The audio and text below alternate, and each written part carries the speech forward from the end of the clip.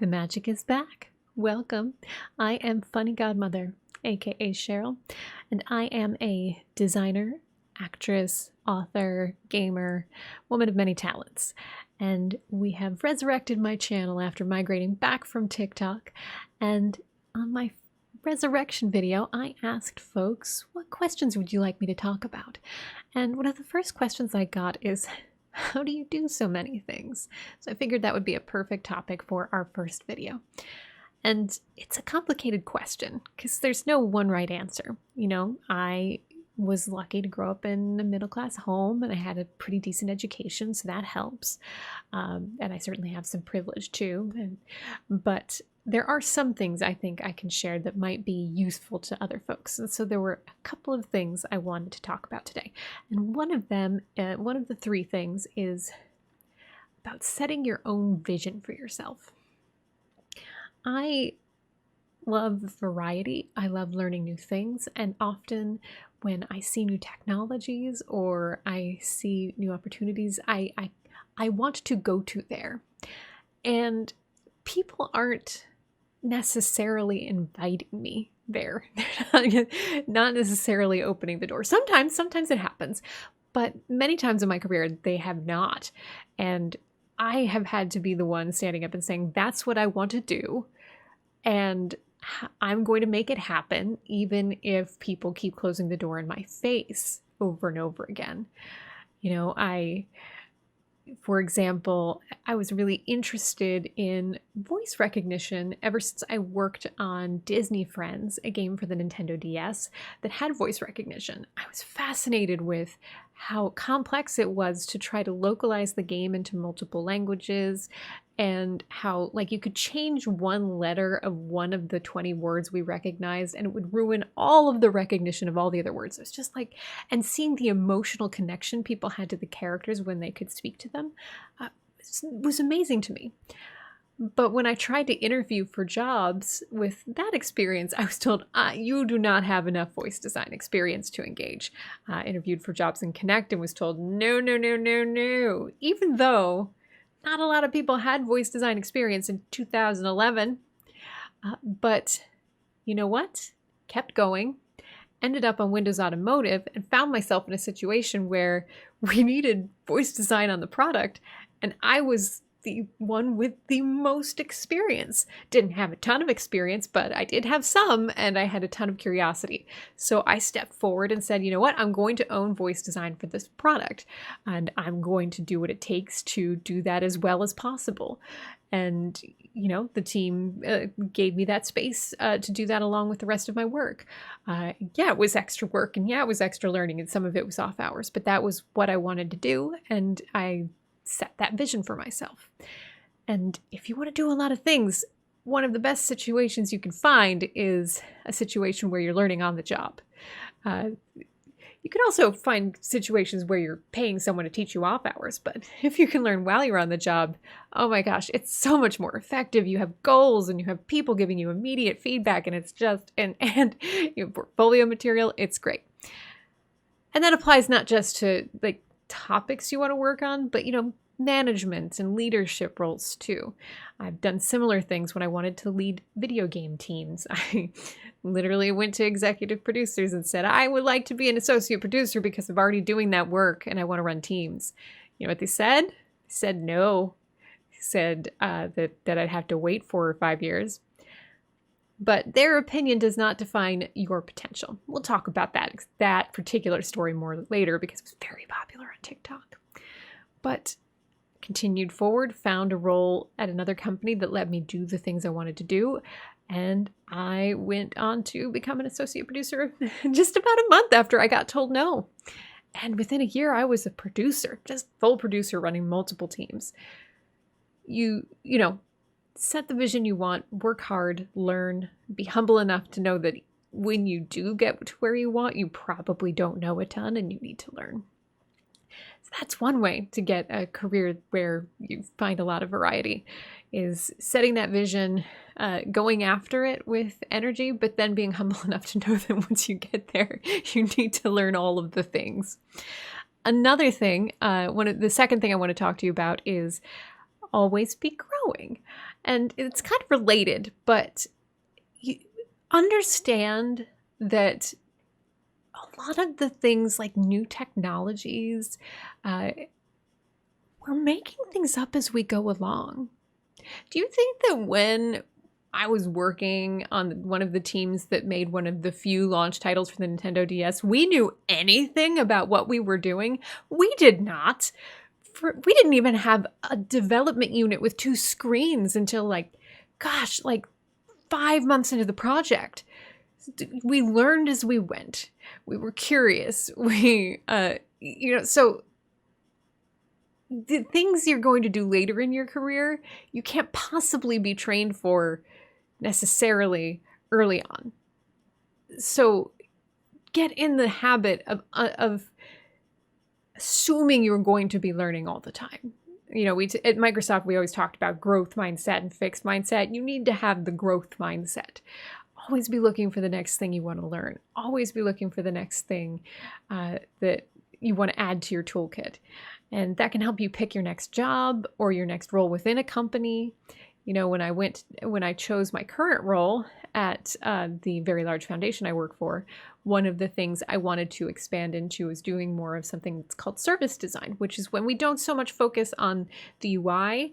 And it's part of the experience, but we're really focusing on the human part of the experience, like how a person moves between devices, or how a person moves through space, or how a person sort of incorporates a particular device or experience into their whole day. And I knew that coming to this role would help me do that, as well as improve my user research skills. And so those were things I wanted to continue to learn and grow and do. And this role would help me do that. And so always be asking yourself, like, what's new in the industry? What do I want to learn? What are other people learning? And when you feel intimidated, just know that many, many times there's a lot of other people learning at the same time you are. Same thing with the Echo Show when we were working on that at Amazon. No one had done like a far field speech-enabled device with screens before. Just hadn't been done. And we were just figuring it out as we went along. That's part of what I wrote my book about, is like the frameworks that I had to come up with to help myself wrangle the complexity of that situation. But nobody knew what we were doing. We were making it up. And the last thing I wanted to talk about, as far as like how you end up doing lots of different things, is always be looking. And this one can be tough if you're someone who was socialized into thinking that you're going to have one job for your whole career, or that you had to be loyal. I learned pretty early on at Electronic Arts that companies are not your friend, that they will only help you as far as it helps them, regardless of how much you like it at the time. That can change very quickly. And so you always want to be prepared for your next gig. Think of it this way. If your dream job showed up tomorrow, would you be ready?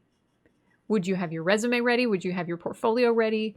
Would you be ready to have that conversation? Because if you're not, then that opportunity to go do that awesome thing may pass you by. Those opportunities don't last for long.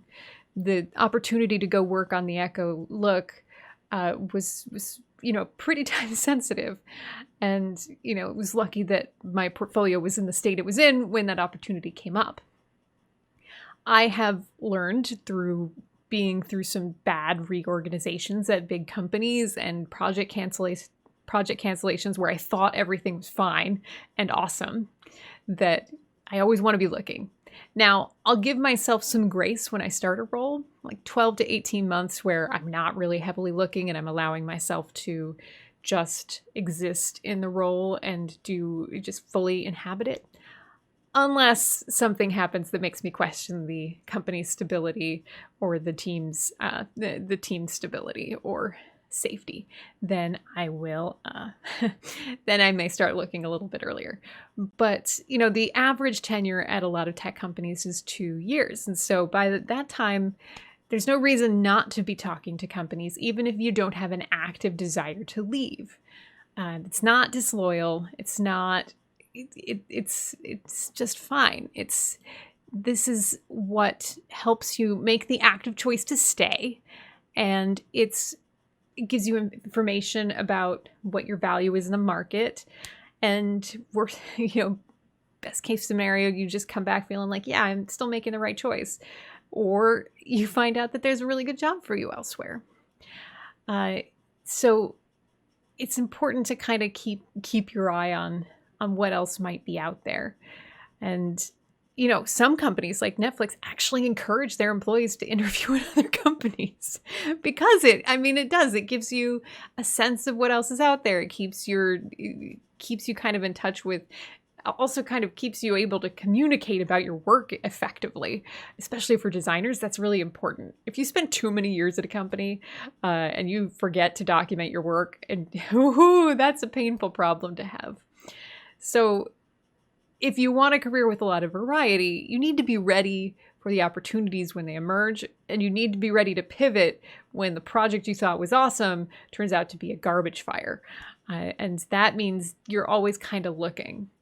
And, it's not just looking for the next job like the one you have, but actively asking yourself, like, what's the next step in my career?